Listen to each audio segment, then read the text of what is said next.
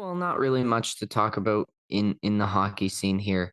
The Leafs cannot win an overtime game. They lose once again to the Devils on a brutal giveaway. That happened Thursday night after our podcast. And then, of course, following up on that, the Edmonton Oilers play an overtime game.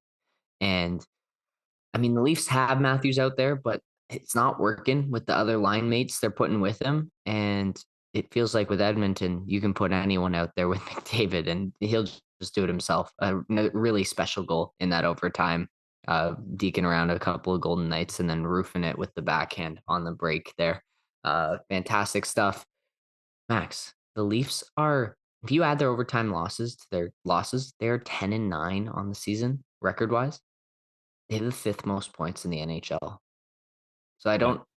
I don't know what that says about parity of the league or just the Leafs are losing the right way in overtime, but there's so much panic happening, and obviously come playoffs, there's some very real issues for the Leafs, but somehow they continue to roll near the top of the standings. And obviously, it's very condensed there, but a weird start to the NHL season. I'm reading this light novel right now about a character who gets transported to a fantasy world. He lives his first life as a blacksmith, and then the demon overlord invades the world, kills everyone, and he finds himself reincarnated. So this time he decides to live as a mercenary, um, goes on quests, makes friends, becomes a much greater warrior than he was, and then 20 years later, the demon lord invades and kills them all. He does the exact same thing again, except nails all the mistakes, gets everything right. The demon lord comes, kills him again. He goes through it 999 times, finding out midway through that the demon lord is just going to keep reincarnating him. And you're reading from the perspective of the thousandth life. And he is just so flat. All his replies are, yes, I know this. Yes. And just monotonous, doesn't engage with people, and has no emotions. And that sort of reminds me how I feel at this part of the Leaf Jeez, season.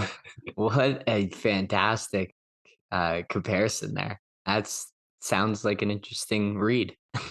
Yeah. I need to start using the show notes. I'll link it. Okay. Okay. Yeah, the Yeah. Leafs 1-4 in overtime so far, and those overtime points are glass half empty, glass half full. Is Yep. it, hey, you got 1 point out of it, and those add up, or like, look at all those lost points?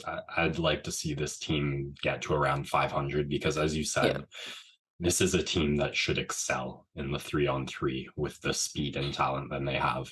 So I think if we know this, they know this. It's something they're going to work on, and we'll see some plays drawn up. We'll see taking care of the puck better, but with the roster that we have, it is a bit embarrassing. Yep. I'd say you take it for now. Just of course with the schedule they had, they've had a pretty condensed schedule. They've played more games than a lot of teams, so it should open up a little bit as we move along, which ideally means some more rest and some better for performances night to night. You would hope. You would hope.